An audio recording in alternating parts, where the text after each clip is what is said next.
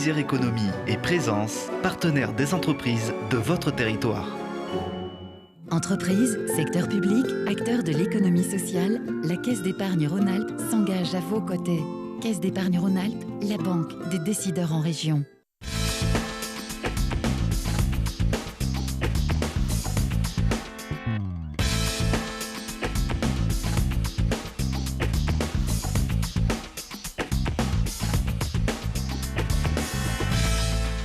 Bonjour à tous, très heureux de vous accueillir dans Classe Affaires, le club de l'économie en Isère. Chaque mois, vous le savez, nous découvrons les entreprises qui font la richesse de notre département. Avec des experts, des témoins, des reportages, nous décortiquons les rouages de l'économie. Et ce mois-ci, pour nous accompagner, Didier Bruno. Bonjour Didier. Bonjour Christophe. Heureux de vous retrouver pour cette émission. Vous êtes membre du directoire de la Caisse d'épargne Rhône-Alpes, en charge de la Banque de développement régional. Vous êtes notre expert aujourd'hui. Au menu de votre chronique, l'économie sociale et solidaire. Et puis il y aura la question de l'Internet. De l'internaute sur le facturage. La facturage, ce sera dans la deuxième partie de l'émission. Dans notre dossier, le Made in France, voire le Made in Alpes. Des arguments marketing choc, mais aussi une vraie philosophie pour défendre un savoir-faire ou une certaine image de son territoire, ou quand le localisme revient à la mode. Et puis dans notre focus, nous plongerons dans les coulisses des entrepôts du Père Noël. L'un des leaders français du marché du jouet est isérois, c'est King Jouet. King Jouet qui a installé sa plateforme logistique à Rives, d'où partent des millions d'articles chaque année. Et pour fêter ses 30 ans, l'entreprise s'offre une nouvelle phase de développement dans les centres-villes. Son directeur général, Philippe Guédon, sera avec nous. Voilà pour le sommaire, c'est parti. Installez-vous confortablement pour un nouveau voyage en Classe Affaires, dans le club de l'économie en Isère.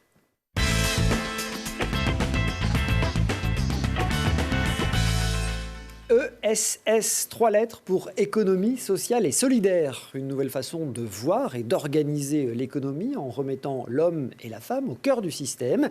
La personne est l'objet social primant sur le capital grâce à de nouvelles manières de produire, de consommer et d'organiser le travail. Didier, est-ce qu'on peut commencer par faire une première définition de cette ESS ? Alors l'ESS, effectivement, c'est un sujet d'actualité et c'est le sens de l'histoire aussi, je crois, l'ESS, au-delà de l'actualité. L'ESS, c'est l'ensemble des entités qui, poursuivent des principes d'intérêt général, de solidarité, d'utilité sociale, voilà, et d'une lucrativité, on va dire, mesurée. Donc on retrouve bien sûr tout ce qui est association, tout ce qui est fondation, tout ce qui est mutuelle, et puis une nouvelle catégorie d'entreprises qui est arrivée avec la loi Hamon. Avec la loi Hamon, qui voilà, a réorganisé un peu tout ça, parce que l'ESS, ça existe depuis longtemps. Ça existe depuis très très longtemps. La loi Hamon 2014 va créer les entreprises solidaires d'utilité sociale, c'est-à-dire ces entreprises commerciales qui décident de travailler selon ces principes d'inclusion plus respectueuse de leur environnement, de leurs salariés, de leurs fournisseurs, de leurs clients. Donc bref, qui posent, une thématique d'éthique au centre de leurs activités. Voilà, il y a la reconnaissance juridique, c'est ce qu'apporte la loi Hamon, mais pas uniquement. Elle encourage véritablement cette ESS. Tout à fait. Donc ça, c'est quelque chose qui date de 2014, qui s'est beaucoup développé depuis.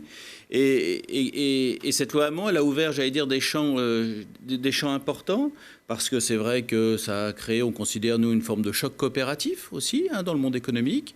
Ça a donné peut-être plus de pouvoir aux salariés. Ça a aussi permis des politiques plus durables. Bref, derrière cette loi Hamon, il y a eu toute une dynamique qui s'est assez vite mise en place. Une dynamique et puis un mode de gouvernance. Oui, alors un mode de gouvernance qui est basé, comme je vous le disais, sur une lucrativité qui est mesurée. On est, très souvent, c'est une entreprise qui est sur son territoire, qui a envie de faire grandir son territoire, et avec un mode de gouvernance dans la durée. Voilà, donc on investit dans le long terme, on pratique des politiques qui sont respectueuses de son environnement, de ses clients, de ses fournisseurs, de ses salariés, bref, qui soit une entreprise beaucoup plus citoyenne. Est-ce qu'on a quelques chiffres sur cette économie sociale et solidaire en France ? Oui, alors en France, l'économie sociale et solidaire, c'est quand même 10% du PIB. J'ai relevé que c'était quand même 12% des emplois privés, donc c'est quelque chose d'important. Et au-delà des chiffres, ce qui est très important de noter, c'est que l'économie sociale et solidaire a été très résiliente, notamment la grande crise financière et bancaire de 2008, on s'est rendu compte que les entités qui évoluaient dans l'économie sociale et solidaire ont été beaucoup plus résilientes que des entreprises qui évoluaient dans le champ capitaliste normal. Donc, on mieux résisté. Alors, petit zoom sur Grenoble. Oui, Grenoble, c'est un territoire qui est riche de multiples façons. Il est riche aussi d'économie sociale et solidaire. Nous, on a dénombré à peu près 1000 entités. 1000 entités, vous voyez, 740 associations, 71 coopératives et 56 mutuelles. Donc, c'est considérable pour pour Grenoble et ses environs. Et ça génère à peu près 9400 emplois. Voilà, et à peu près 10% des salariés grenoblois travaillent dans des entités de l'économie sociale et solidaire. Donc c'est quelque chose de très important et c'est pas non plus une surprise parce que nous sommes en Auvergne-Rhône-Alpes, dans une terre qui est tout à fait ouverte et tout à fait favorable à cette économie sociale et solidaire. Il y a une très belle nature autour de nous, donc je pense que ça a aussi beaucoup inspiré les chefs d'entreprise dans ce domaine. Quand on parle de SS, on pense tout de suite à l'impact social et moins à la croissance économique. Pourtant, ces deux notions ne sont pas incompatibles. Non, les deux notions ne sont pas incompatibles. En tant que banquier, moi, je le vérifie tous les jours. J'ai des entreprises qui sont tout à fait classiques dans le champ privé et qui se développent très bien pour le gros bonheur de ce territoire et de ce pays. Et puis, on a aussi des entités dans le domaine de l'ESS qui, là aussi, se développent très, très bien. Donc, ça montre que ce qui pouvait paraître contradictoire il y a quelques années, le développement durable, l'attention aux facteurs de production, ça peut créer des conditions d'une croissance économique. Voilà, il n'y a pas du tout de contradiction dans ce domaine. Vous évoquiez votre métier de banquier. Est-ce qu'il y a des dispositifs d'accompagnement particuliers pour ces entreprises ? Alors, c'est vrai que dans le domaine de l'ESS, plus globalement, il y a une pluralité de financements. Il y a bien sûr les financements bancaires classiques, il y a tous les financements publics aussi, sous réserve d'agrément. Et puis, il y a aussi tout ce qui est mécénat, vous savez, qui est très développé en France. Il y a les fonds ISR, les fonds d'investissement social et solidaire aussi, qui se développent beaucoup. Parce que là aussi, je crois que le citoyen qui est un épargnant, il veut savoir aussi où il met son argent et il aime bien savoir que son argent va dans des entités qui préservent, à long terme, et l'emploi et les facteurs de production et le paysage et tout l'écosystème. On parle là d'économie sociale et solidaire. On a aussi beaucoup parlé de RSE, de responsabilité sociale des entreprises. C'est quoi la différence ? Alors, la RSE, ça s'applique à toutes les entreprises. La loi Pacte a sanctuarisé ce principe de RSE et a considéré qu'il fallait placer ça au cœur de l'entreprise, au cœur de la mission de l'entreprise. Mais en tout cas, dans le domaine de la RSE, il n'y a pas de contrainte particulière. C'est chaque chef d'entreprise, chaque entité qui va poursuivre sa politique RSE. Donc ça, c'est important. La Caisse d'épargne a une politique RSE. Je pense que Kingsway, dont on parlera tout à l'heure, a bien sûr une politique RSE. Et par contre, l'économie sociale et solidaire, c'est, un focus un peu plus exigeant sur la RSE avec un certain nombre pas de contraintes, mais un certain nombre de dispositions pour encadrer ce dispositif. Donc c'est un approfondissement, en fait, de cette logique de RSE, mais la RSE s'applique à toutes les entreprises. Mais là aussi, chaque entreprise met en forme sa politique RSE en fonction de ses contraintes et en fonction de ses objectifs et de sa stratégie. Alors revenons à cette économie sociale et solidaire. On voit que pas mal de collectivités investissent ou soutiennent cette ESS. Oui, alors ça c'est quelque chose qui est très intéressant, que nous on constate sur la région et notamment sur la métropole de Grenoble, c'est que les pouvoirs publics sont très attentifs au développement de l'ESS. Il y a même des formes de coopération. Il y a globalement, le sens de l'histoire, c'est la coopération entre le privé, entre le public. Mais globalement, les entreprises autour de l'ESS et les collectivités locales savent se retrouver dans un certain nombre de sujets, sur la transition énergétique, sur l'inclusion des populations fragiles. Voilà, donc ça, c'est quelque chose qui est facilité, notamment par la loi NOTRe de 2015. Moi, j'ai relevé deux choses à Grenoble intéressantes, puisqu'on y participe. Le lancement de start-up des territoires sous l'animation de Gaïa, qui est une émanation du réseau France Active. Et là aussi, les collectivités sont à la manœuvre. Et puis, des animations comme le dispositif de pépinière, qui est animé par la Poussada, qui est un collectif d'entreprises de l'ESS. On a aussi participé à, un second hôtel d'activité Artis, qui doit être autour de Mistral au Clair. Donc, voilà. Et à chaque fois, on retrouve aussi la collectivité qui est à la manœuvre pour donner les orientations stratégiques. Donc ESS et collectivités locales, il y a là aussi un champ qui commence à s'ouvrir de coopération tout à fait fructueuse. Merci Didier. On en sait un peu plus sur cette fameuse économie sociale et solidaire. Des acteurs qui sont près d'1 millier, donc vous nous le disiez à Grenoble, pour plus de 9000 emplois.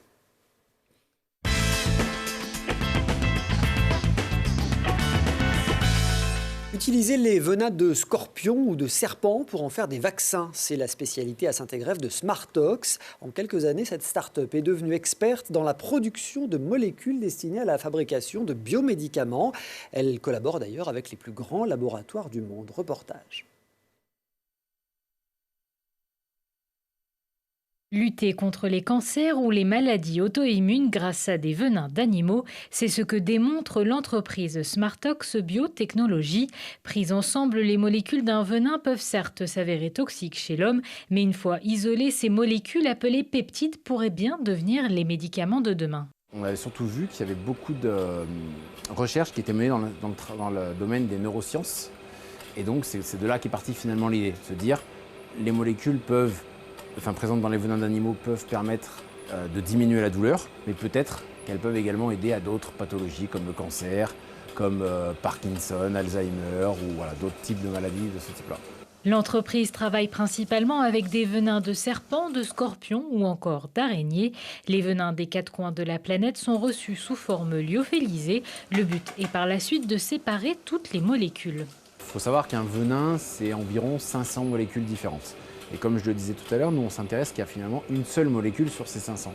Donc finalement la première étape, et l'une des plus complexes, ça va être d'isoler chacune des molécules, d'accord ? Donc pouvoir toutes les séparer pour ensuite tester leur activité biologique, une par une, et plus par venin dans leur globalité. Une fois les peptides identifiés, l'étape suivante est le test biologique pour savoir sur quelle pathologie les molécules pourraient avoir un effet bénéfique. Par exemple, on va travailler sur le cancer. Et donc on va tester toutes les molécules pour voir quelles sont les molécules qui pourraient permettre de traiter le cancer. Et une fois qu'on a identifié un composé, on va devoir le caractériser. Donc sur ces animaux-là, on ne connaît rien. Donc il faut ensuite ce qu'on appelle séquencer la molécule, c'est-à-dire lui donner une identité pour pouvoir la reproduire chimiquement en grosse quantité et poursuivre les études. Aujourd'hui, il y a déjà des médicaments issus de la recherche sur les venins sur le marché, comme l'antidouleur Prialt issu d'un escargot de mer ou encore l'antidiabétique Bieta provenant d'un lézard. Smartox Biotechnologie s'apprête quant à elle à déposer son premier brevet dans le domaine de l'épilepsie chez l'enfant. Smartox à Saint-Égrève, Smartox qui est sélectionné par Classe Affaires pour le prix Innover pour gagner. Il est remis en mars lors du forum du même nom au World Trade Center.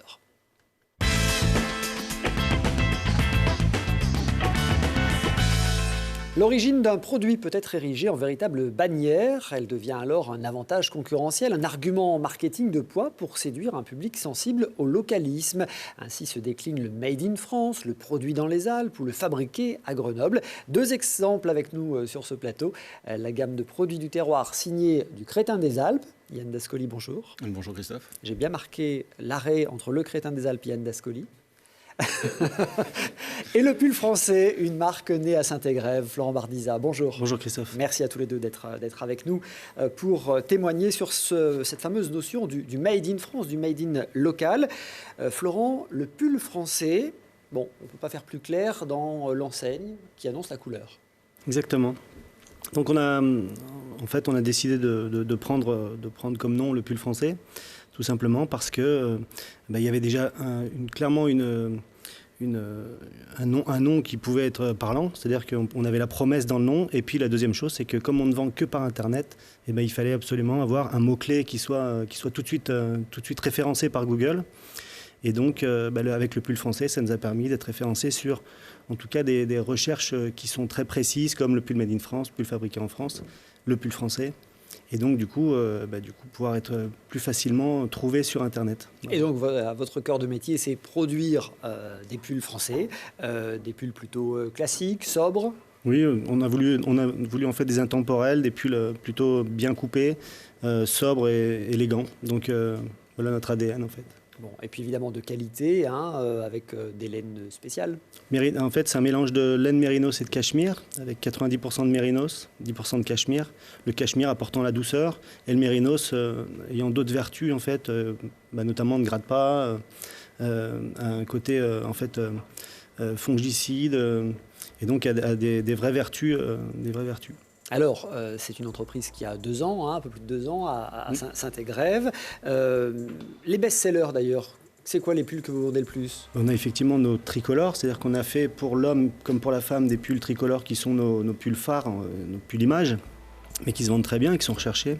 Et après, vraiment les classiques tels que les cols V, anthracite, noir, marine, ou les cols ronds, voilà, cols roulés aussi, se vendent très bien. Donc, mais essentiellement, effectivement, le pull tricolore. Alors, on en voit quelques exemples à l'image en ce moment, hein. Alors, l'idée est née en 2016, une idée toute bête, j'ai envie de dire, partant d'un cadeau que vous a fait votre épouse. Exactement. Donc ma femme m'a fait un cadeau, un joli cardigan qui avait une bonne valeur.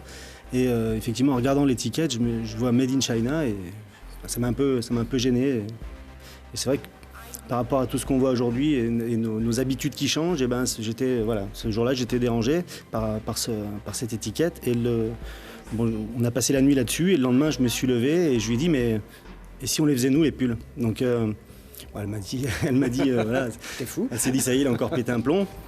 Mais en fait voilà, c'est un challenge et de me dire est-ce que effectivement on peut fabriquer encore des pulls en France de qualité avec les outils disponibles dans le pays. Et alors on peut, parce que il faut trouver du coup des gens qui ont la technique.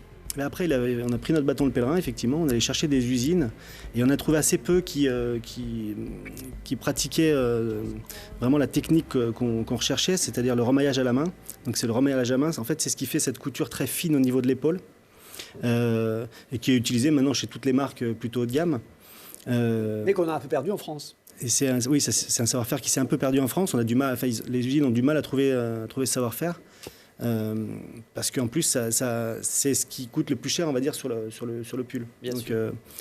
Donc voilà, on a trouvé une usine à Roanne qui faisait cette technique-là et on est allé, après pour la laine, on est passé sur une laine d'Italie, alors il ne faut pas le dire, mais pourquoi ? Parce qu'on cherchait vraiment cette qualité-là et qu'on n'a pas réussi tout simplement à la trouver en France. C'est-à-dire le cachemire, déjà en France, on n'en trouve pas.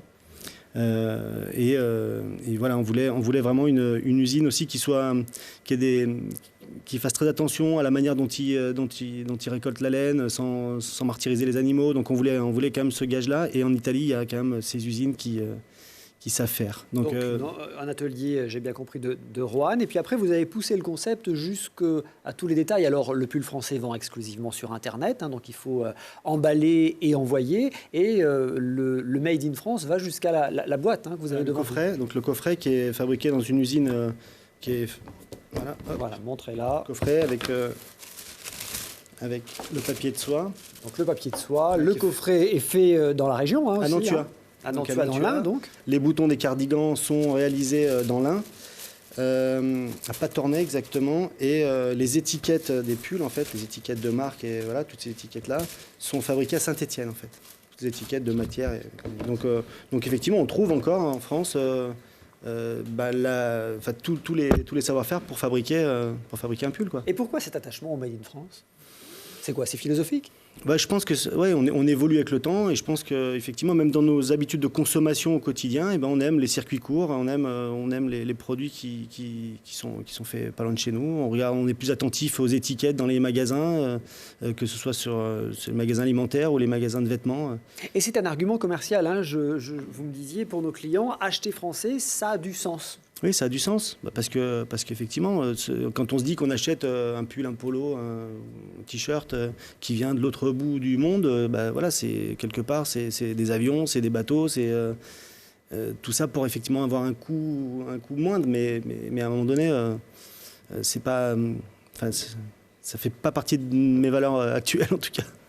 Yann, vous, c'est sur le même Made in Alpes que vous avez misé avec le crétin des Alpes, avec cette phrase désormais célèbre, hein, on veut en faire notre nougat de Montélimar. Oui, c'était ce que mon associé Laurent Gras avait dit au départ. C'était ambitieux, mais après tout, je ne sais plus qui a dit que pour tomber dans les étoiles, il fallait viser la Lune. Donc voilà, on est parti haut. Alors c'est une gamme de produits essentiellement à boire, à manger. Hein. C'est une gamme de produits du terroir, une gamme avec aujourd'hui une quarantaine de références en solide et en liquide, et puis autant sur l'apéritif que sur de la gourmandise. Voilà. On voit des bières. Là, par exemple, on a des produits de saison. On a une bière de Noël. On a nos soupes fromagères et notamment celle au butternut et fromage de Saint-Marcelin. Et puis, dans les nouveautés, c'est la gamme de tisanes réalisée par un artisan alpin. Donc oui, une quarantaine de produits. Et aujourd'hui, on fait fabriquer dans auprès d'une douzaine d'artisans qui sont tous situés dans la région Rhône-Alpes-Auvergne. Que ce soit les chips, que ce soit les jus de fruits, que ce soit les bières, que ce soit les soupes, les terrines, les tartinables, les biscuits sucrés et salés. Et à chaque fois, on a une connotation alpine. Quand on s'appelle le Crétin des Alpes, on ne peut pas faire autrement que de faire fabriquer localement. Oui, pour le coup, c'est comme le pull français, c'est écrit dessus, quoi. C'est le Crétin des Alpes. Mais c'est une vraie force, en fait. On s'aperçoit dans la marque le Crétin des Alpes qu'il y a le côté crétin qui est le côté un peu comique, marrant. Et puis on a le côté alpin, où là, pour le coup, on a toute la dimension alpine, les montagnes et tout ce qui va avec, et y compris un côté qualitatif. L'authenticité et la qualité, quand on a un nom pareil, c'est un impératif. Oui. Alors l'authenticité et la qualité, ça c'est sûr que... À la fois dans les recettes et dans les lieux de production. Dans les lieux de production, dans les recettes, et puis dans les goûts. On ne peut pas se permettre avec le Crétin des Alpes de prendre les gens pour des crétins. Voilà, donc il faut absolument que les produits soient de qualité. Et aujourd'hui, les artisans partenaires sont des gens qui se sont appropriés les produits qu'ils fabriquent pour nous. Ils sont aussi source d'amélioration, d'innovation, parce qu'on parlait d'authenticité, mais il faut qu'on fasse preuve d'innovation régulièrement. C'est-à-dire que les soupes, il n'y a rien de plus classique qu'une soupe. Aujourd'hui, quelqu'un comme Laurent, quand il travaille sur des soupes, il nous propose des soupes fromagères où on allie un légume ancien et puis un fromage des Alpes. On voit des petites choses comme ça. Il faut inventer sans arrêt, et notamment les nouvelles recettes. Alors, on a déjà eu l'occasion de se croiser sur ce plateau, Yann, c'était il y a 1 an et demi. Vous nous parliez à l'époque de 220 points de vente en France pour le Crétin des Alpes. On en est où ? Alors, la course aux chiffres, ce n'est pas tellement le fond du problème, mais aujourd'hui, on est à entre 300 et 350 points de vente, principalement dans les Alpes, avec une forte saisonnalité quand même. Au cœur de l'été, au cœur de l'hiver, on a beaucoup de points de vente parce qu'on est présent dans à peu près 150 stations de ski sur les 174 que comptent les Alpes. Donc, ce qui fait qu'en ce moment, ces boutiques-là sont fermées. Mais voilà, on tourne entre 200 et 350 points de vente. Et puis, on est sorti un peu de notre territoire local. On vend en Espagne via une box, oui, notamment sur des terrines. Les terrines au bleu du Vercors se vendent bien en Espagne. Et puis, on a un partenariat très fort avec une entreprise locale ancestrale qui a été reprise par deux Grenoblois. C'est les Laiteries Gilbert, et on est présent dans les 20 boutiques des Laiteries Gilbert. Donc, ce qui fait qu'on est présent à Paris, on est présent à Reims, on est présent à Avignon, on est présent dans le sud-ouest, en Bretagne. Et puis aussi avec les stations Avia, le réseau des stations essence Avia. Bon, Florent, Yann, là c'est bientôt Noël. Il y a des choses particulières que vous lancez spécialement pour les fêtes ? Mais nous, c'est le cadeau par excellence. Voilà, on fait des offres. Par contre, on fait des offres pour l'achat de 2 pulls, par exemple pour Monsieur et Madame. Et après, effectivement, les coffrets qui sont offerts pour les fêtes. Donc voilà. Donc c'est expédié en combien de temps ? Généralement, c'est 48 heures. 48 heures. Ouais. Donc voilà, vous avez encore un peu le temps pour les fêtes de Noël, mais pensez-y quand même. Soyez pas les derniers, vous risquez d'être débordés. Le 22 décembre, ça risque d'être compliqué. Ça va être compliqué. Il y a un coffret spécial ? Oui, nous, on a les coffrets sur mesure du Crétin des Alpes. Depuis maintenant 2 ans, on fait ça. Ça marche très très bien avec les cadeaux d'entreprise. C'est donc des coffrets en carton avec de la paille de bois biodégradable. Et à l'intérieur, on retrouve des produits. Chacun compose son coffret en fonction de son budget. On en vend énormément sur le marché de Noël de Grenoble pour le grand public. Et on présente plein de nouveautés. Et puis énormément aussi au CE d'entreprise et en cadeaux d'entreprise. Voilà, des idées de cadeaux pour Noël. Made in Alpes, made in Grenoble. Le localisme, ça parle à tout le monde. Oui, on est un peu dans ce qu'on disait, Christophe, l'économie sociale et solidaire. On se rend compte que consommer localement, ça permet d'éviter un avion, ça permet d'éviter d'abîmer la planète. Et de même qu'on réparera plus les choses, on achètera moins de neuf. Donc ça, je pense que c'est une tendance de fond et c'est remarquable de s'y adapter de cette façon. Je trouve que c'est très important. Bravo à Florent et Yann. Florent Bardiza pour le pull français, Yann Dascoli pour le Crétin des Alpes. Merci d'avoir été avec nous. Merci. Dans un instant, nous resterons au pied du sapin de Noël. Nous allons chez un géant de la distribution du jouet, King Jouet, qui fête ses 30 ans et qui vit à cette époque de l'année un moment particulièrement intense. L'entreprise réalise la moitié de son chiffre d'affaires en novembre et décembre. A tout de suite.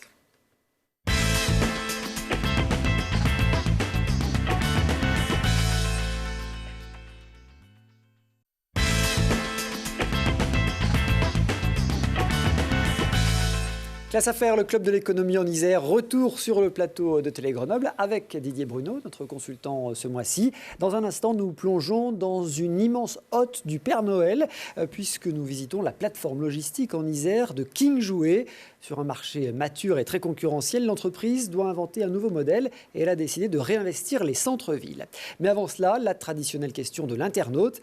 Dans Classe Affaires, vous pouvez envoyer vos questions. Notre expert y répond. Didier, cette semaine, une question d'Olivier qui veut savoir ce qu'est l'affacturage. Oui, l'affacturage. Donc, c'est une technique bancaire qui se développe beaucoup, qui vient, c'est vrai, du monde anglo-saxon, mais qui se développe énormément. Une des principales richesses de l'entreprise, au-delà de ses salariés, ses brevets, ses fournisseurs, ses actionnaires et tout, c'est ses clients. Et ça se matérialise par des factures clients. Et c'est vrai que l'affacturage est une technique qui permet à l'entreprise, quelque part, de ne pas avoir à supporter des délais de paiement clients, de ne pas avoir à supporter des dépôts de bilan de ses clients, et qui lui permet, le cas échéant, si elle le souhaite, d'éviter d'avoir à gérer ses factures clients, son poste client, ce qui est relativement lourd, notamment dans petites entreprises. Voilà, donc c'est une technique bancaire avec ces trois services. On peut prendre l'un, le deuxième ou le troisième. Voilà, c'est à la carte. Le financement de son poste client, l'assurance de son poste client et la gestion de son poste client. Voilà, donc pour une entreprise, je trouve que c'est une très bonne solution parce que ça lui donne, j'allais dire, une source de financement indépendante. Même si très souvent les facteurs sont des filiales de groupes bancaires, mais une source de financement indépendante à côté des crédits bancaires. Et tant qu'on a des factures, et des factures de bonne qualité, on a du financement. Donc ça donne une certaine sécurité aux chefs d'entreprise. Merci, c'est parfaitement clair. Merci Didier. Si vous voulez des précisions sur une notion économique, n'hésitez pas. Écrivez à notre expert, classeaffaires@telegrenoble.net.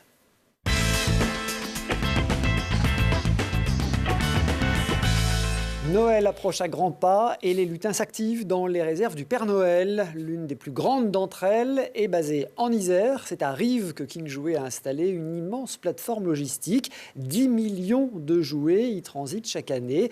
L'entreprise fête ses 30 ans sous sa forme actuelle et s'affirme plus que jamais comme un acteur incontournable sur un marché du jouet en pleine évolution. Avec nous aujourd'hui pour en parler, Philippe Guédon, le directeur général de King Jouet. Bonjour. Bonjour Christophe. Merci beaucoup d'être avec nous. Dans ces périodes de très grande activité, je suis très heureux de vous retrouver puisque vous avez été le premier invité de notre émission économique. C'est un vrai plaisir partagé. C'était en 2008 déjà. Bon, le premier magasin de l'enseigne King Jouet, c'était il y a 30 ans à Voiron, mais l'aventure familiale est bien antérieure. Il y a plus de 140 ans, votre arrière-grand-père. Exactement, qui a ouvert un commerce dans le centre de Voiron en 1850. Ça s'appelait les Nouvelles Galeries, mais c'était à l'époque... on va dire plus un bazar, avec la connotation positive de la notion de bazar. Bon, votre père, après, dans les années 60-70, a spécialisé un peu l'affaire. Exactement, plus sur une activité de gros, où à l'époque, on vendait des jouets à des revendeurs. Et puis, dans les années 80, donc en 89, on a ouvert le premier magasin. Donc, le premier magasin, en fait, c'était Annecy, qui s'est ouvert sous l'enseigne King Jouet. Bon, et puis aujourd'hui, King Jouet, c'est une vraie réussite. C'est le troisième acteur dans le monde du jouet. Voilà, et le deuxième spécialiste. Voilà, bon, après, on est dans une période, ne nous le cachons pas, où le modèle est en pleine transformation, j'imagine qu'on va en parler, mais le modèle du commerce en général et dans le secteur du jouet, bien sûr. Bon, plus d'1 millier de collaborateurs dans votre groupe. Vous représentez 10% du marché du jouet en France. Alors, sur le permanent, fin d'année un peu moins, parce que notamment la grande distribution pèse un peu plus, mais sur la moyenne annuelle, c'est aux alentours de 8%, ce qui est déjà, c'est déjà énorme. Un poids conséquent. Il faut dire que le réseau de points de vente est conséquent chez King Jouet. Alors, on a 240 magasins sur la France, donc avec un format qu'on appelle succursale, c'est-à-dire des magasins qui sont filiales du groupe, à peu près 150 magasins, et puis la différence, autour de 80 points de vente, sont là des affiliés. C'est ce qu'on a au centre de Grenoble sur le magasin d'Agut de Samba. Donc là, ce sont des indépendants qui investissent avec leur argent, mais sous la bannière King Jouet. Bon, un chiffre d'affaires de 250 millions d'euros, voilà pour quelques chiffres. Bon, cette période de Noël, elle est évidemment essentielle dans votre activité. Elle est clé. On parlera peut-être aussi de ce qui s'est passé l'année dernière au mois de novembre-décembre avec les phénomènes sociaux des gilets jaunes qui nous ont un peu perturbés. Mais clairement, c'est là où on fait notre rentabilité. On est sur des métiers très saisonniers. Il nous faut réussir cette dernière ligne droite. C'est la moitié du chiffre d'affaires sur 2 mois, c'est ça. Exactement, c'est tout à fait ça. Novembre-décembre. Novembre pèse à peu près 1 tiers et décembre 2 tiers cette saison. Bon, les tendances pour ce Noël 2019, c'est avec un climat social un peu plus calme, sans doute. Je te souhaite, on va voir. Il y a bien quelques échos sur ce qui pourrait se passer au mois de décembre, mais faisons confiance dans notre gouvernement pour savoir, orienter le débat de manière à ce que les choses se fassent d'une manière apaisée. Encore une fois, tout le monde y a intérêt. Le commerce sûrement, le commerce du jouet bien évidemment. Et je pense que la société a besoin de débats aussi sérieux que celui concernant les retraites qui se fassent avec un peu de sérénité. Les tendances jouées là pour ce Noël 2019, quelques exemples? Alors, quelques exemples, je vais parler de trois fondamentaux, trois piliers. Le premier, c'est tout ce qui est les jouets collectionnables. C'est pas nouveau cette fin d'année, mais de plus en plus dans le jouet, on voit des phénomènes où les petits garçons ou les petites filles ont non seulement un jouet d'une certaine collection, mais toute une série. Bon, c'est le cas des jouets LOL, c'est des petites poupées qui sont à l'intérieur de boules. L'enfant, on va pas dire la petite fille, ça fait genrer, donc il ne faut surtout pas fonctionner comme ça. L'enfant découvre le jouet au fur et à mesure de ses achats.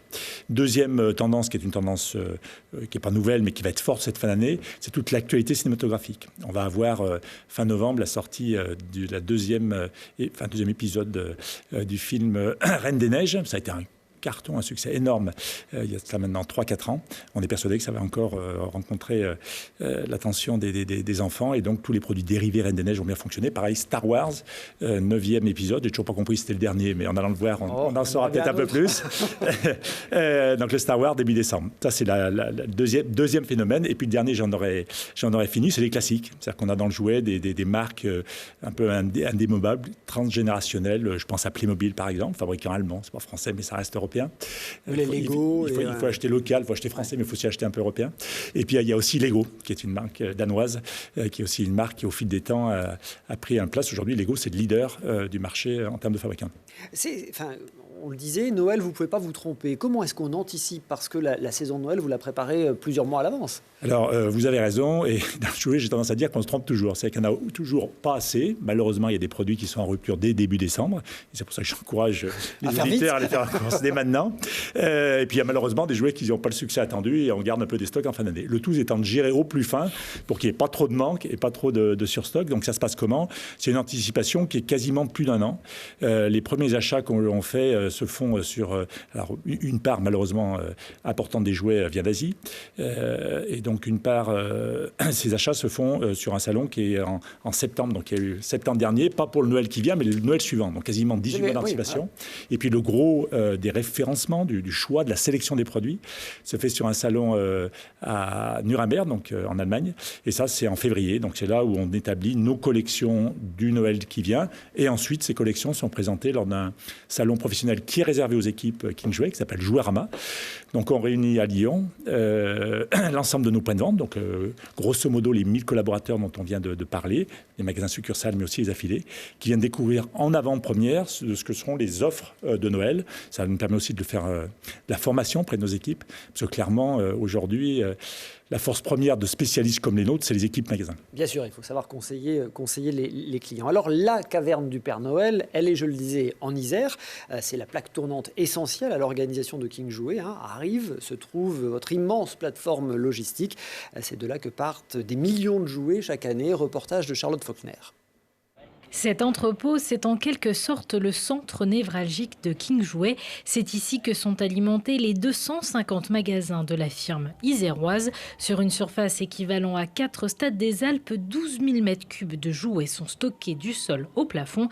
Et à l'approche des fêtes de fin d'année, tout est démultiplié. Vous avez la période qu'on appelle chez nous le permanent, qui va de janvier à septembre, sur laquelle vous avez 45 personnes qui travaillent sur la globalité de la plateforme logistique de King Jouet. Cet effectif, il est porté à 140 personnes sur la fin d'année, de façon à être en mesure effectivement de traiter l'ensemble des commandes, que ce soit des magasins ou encore une fois des particuliers. Vous avez une quarantaine de camions par jour. Cet effectif de ce volume de camions, il passe à une centaine de camions sur la fin d'année. Donc là aussi, on fait plus de 2 fois l'activité qu'on peut faire sur la période du permanent. Ça vous montre bien cette dynamique.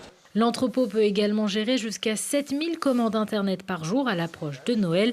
Une partie e-commerce dont le processus a été optimisé. Cette année, c'est sur la partie e-commerce qu'on a souhaité réaliser des investissements supplémentaires qui nous permettent, grâce à une chaîne mécanisée, d'optimiser la taille du colis, ce qui va être mis dans le colis autour du jouet pour gagner de la place, l'étiquetage du colis, bref, tout son cheminement à travers l'entrepôt logistique, depuis l'endroit où il est prélevé jusqu'à ce qu'il soit expédié directement jusqu'au client. Si King Jouet peut rivaliser avec les géants du web, c'est grâce à son contact avec la clientèle. Encore aujourd'hui, 4 jouets sur 5 sont achetés en magasin. Aujourd'hui, le consommateur, et hier déjà, a besoin de conseils sur le choix de ses jouets. Quand vous les interrogez, les consommateurs, un stress assez important, c'est celui de se tromper de jouets sur l'achat qu'ils vont faire pour offrir un cadeau à leur enfant à Noël. Donc il y a vraiment cette notion de stress, et quand vous vous retrouvez sur une plateforme e-commerce bourrée de références, si vous ne savez pas ce que vous venez chercher, c'est une réelle problématique. Vous risquez de prendre un jouet qui n'est pas le bon. Une période de fin d'année importante pour King Jouet. En seulement 3 mois, l'entreprise va réaliser 60% de son chiffre d'affaires annuel. L'essentiel des jouets se vendent encore en magasin, c'est ce qu'on nous dit dans ce reportage. C'est d'ailleurs pour ça, Philippe Guédon, que vous avez décidé de réinvestir les magasins de centre-ville. Oui, donc c'est bien expliqué par Patrick. Le gros des ventes se fait encore sur les points de vente. Par contre, on pense que, je l'ai un peu évoqué tout à l'heure, que les modèles commerciaux évoluent. C'est vrai dans le commerce, c'est un peu vrai dans la banque aussi. Et en ce sens-là, on pense que le modèle de périphérie est arrivé un peu à son point haut. Alors, ça ne veut pas dire que le commerce de périphérie va disparaître. Il a encore de nombreuses années devant lui. Mais par contre, on pense que c'est plus là où doivent se faire les investissements. Et à l'inverse, on croit à un vrai besoin sur les grandes agglomérations. Grenoble peut être cité sur la région, Lyon, on vient d'investir récemment, où il n'y avait quasiment plus de commerce en centre-ville. Et il y a une attente des consommateurs de trouver au pied de l'immeuble un certain nombre d'univers produits, dont le jouet, qui avait encore une fois déserté ces centres-villes. Et donc c'est la démarche, le chemin que prend King Jouet. Là, l'actualité, c'est Paris, ces jours-ci. Alors, l'actualité, c'est Paris, puisque après avoir testé un nouveau format de magasin, parce qu'on a voulu aussi aller sur du centre-ville avec quelque chose de différent.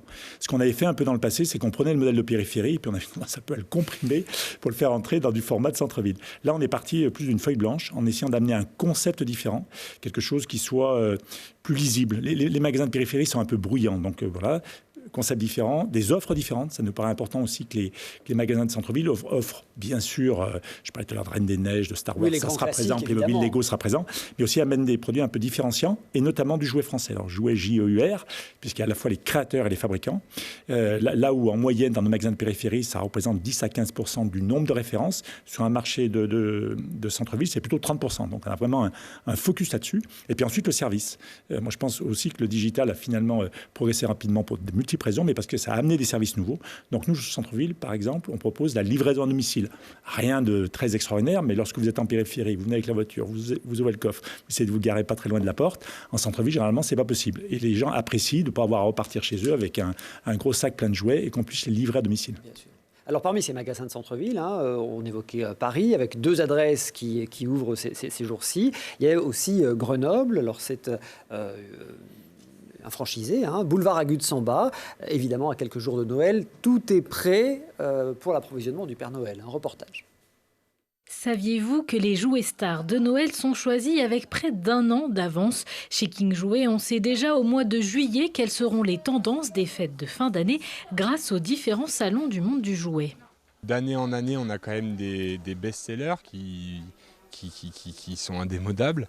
Les Monopoly, les choses comme ça. Et puis après, on va avoir les vrais produits de nouveautés fin d'année ou les rééditions, comme la Reine des Neiges 2. Même si ça ne fait que 50% de ce que ça a pu faire sur le premier tome, ça restera un événement, quoi. Enfin, nous, au niveau du jouet, on mise vraiment là-dessus. Cette année, de nombreux jouets vont encore se retrouver sur les listes des enfants. Jeux de société, poupées, toupies et autres figurines seront les stars de Noël. Des tendances qui, pour certaines, restent les mêmes d'une année à l'autre. On va avoir les poupées LOL, qui sont un produit qui était déjà là l'année dernière, mais qui a pris de l'ampleur avec d'autres dans la même gamme qui sont tout ce qui est collectionnable. Fortnite, c'est vrai que ça s'est lancé l'année dernière avec notamment le Monopoly Fortnite, mais on avait peu de figurines sur la fin d'année.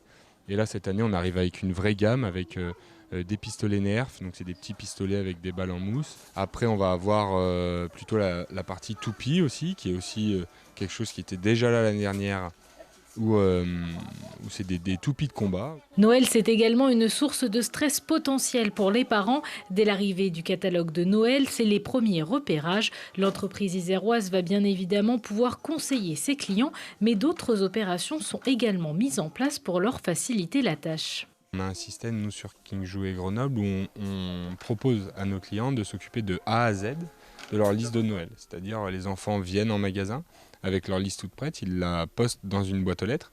Et nous, après, on prend cette liste, on rappelle le client, on lui dit, ben voilà, ça on peut avoir. On fait un pseudo rendez-vous où le client vient, paye, et nous, on lui emballe et on lui livre les cadeaux chez lui. Et cette année, en moyenne, les parents devraient dépenser 134 € par enfant pour Noël.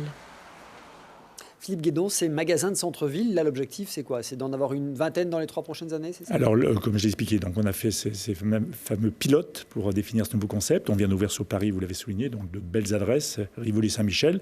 On va s'assurer sur la fin d'année que le chiffre est à la hauteur de ce qu'on attend, mais il n'y a pas de raison, enfin, on est optimiste là-dessus. Et ensuite, c'est d'ouvrir en effet une vingtaine sur ce format sur les 3 ans qui viennent. On redécouvre les joies du centre-ville, Didier. Oui, c'est ce qu'on disait. Moi, ce qui m'impressionne toujours en écoutant Philippe Guédon, c'est que King Jouet, dans un secteur très difficile, a toujours su anticiper, a su combiner le physique, le digital, le centre-ville, la périphérie, a toujours joué avec toutes ces dimensions. Ce qui fait que 10 ans après la première prestation, King Jouet est toujours là, en pleine forme. Toujours aussi fort. Et effectivement, on n'a pas beaucoup développé le digital, mais dans ces magasins, il y a évidemment du digital. Clairement, le digital sert à amener du service et à amener les clients qui sont sur le web à aller se renseigner sur des produits, à acheter dans les points de vente. Philippe Guédon, merci beaucoup d'avoir été avec nous. Didier Bruno, merci encore. Merci. Merci à tous de votre fidélité. Classe à faire, à voir ou à revoir sur télégrenoble.net. On se donne rendez-vous le mois prochain pour un nouveau numéro de Classe à faire dans le Club de l'économie en Isère.